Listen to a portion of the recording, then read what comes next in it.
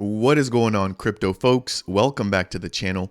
As a part of today's video, I want to highlight a recent outage that we just had when it comes to relay and block producing nodes on the Cardano mainnet.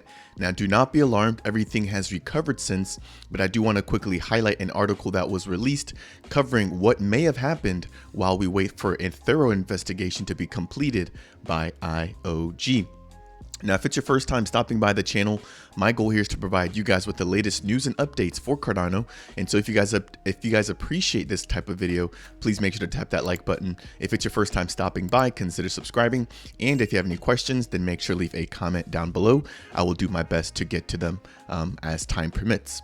Jumping into the article that I want to cover for today, again, which is covering the major outage that we just saw occurring within the Cardano mainnet.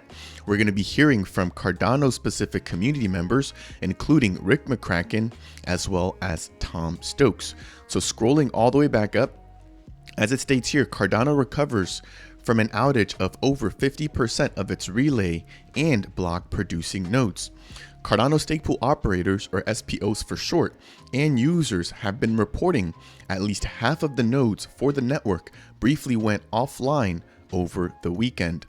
According to a January 22nd post shared on the Telegram SPO for Input Output Global, the engineering and research in fintech behind the Cardano blockchain, an anomaly caused 50% of the Cardano nodes to disconnect and restart. Now, before we continue any further, I do want to just make it clear that IOG is not only aware, but they're actively investigating this issue to find out exactly what the root cause could have actually been to have all of these different relay nodes and block producers go ahead and just go offline all of a sudden. Now, we have a post here from Rick McCracken, again, just kind of reiterating what we already know. Now, one thing to note here is that most nodes impacted had gracefully recovered and no network restart was required. So that's huge, right? This, I think, goes to show the power of Cardano. Not only were these relay nodes and block producers able to restart on their own, the entire network just kept on moving along. So while we did lose a little bit of synchronicity throughout the blockchain, there were still enough relay nodes and block producers still actively functioning to keep the blockchain moving forward. Now, again, it was running at a much slower pace than it would have been normally, but that is a good sign.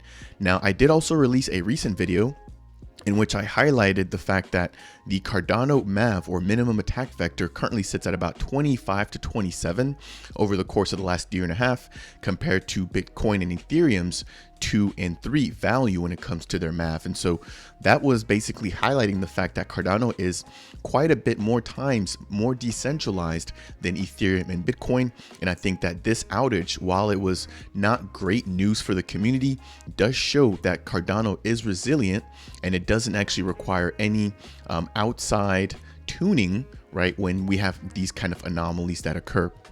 Now, despite a momentary degradation, the Cardano network recovered without external intervention. So that's exactly what I mentioned there. Even though it might not have been ideal, we did not have to actually go in and hit some kind of restart button or take the entire network down to fix what was going on. As explained in the post above, such transient issues were considered in the node design and consensus, and the systems behaved exactly as expected. And so I think that the Cardano team, right, or the foundations behind Cardano, which include Emergo, IOG, and the Cardano Foundation, have done a really good job of thinking about the design aspects of Cardano and thinking about its long-term future and adoptability. And so as a part of that, they did, I think, also discuss what would happen if we had some kind of issue like this, which again, I think puts their planning to the test.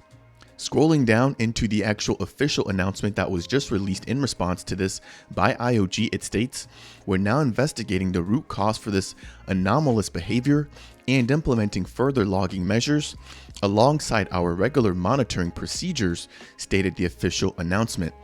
So if you guys are not familiar with what logging procedures are, whenever you've got any kind of software You basically have these logs that you can review after the fact, which gave you a historical viewpoint of what may have occurred throughout this process. So they will be bolstering their logging measures moving forward. And I think just probably taking a closer look just to make sure that we don't have a repeat of this in the near future. Now, moving down to the post by Tom Stokes, who is the co-founder of NodeShark, and he's also a Cardano SPO.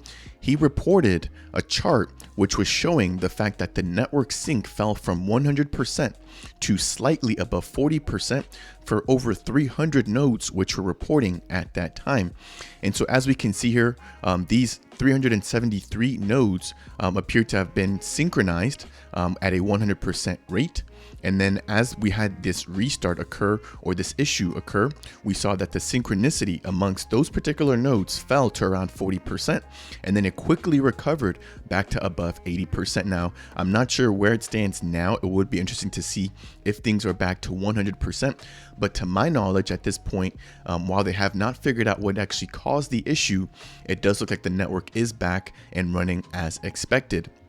In closing, according to Stokes' chart, the network sync recovered back to around 87% after the drop, but it did not immediately recover or return back to its 100% level.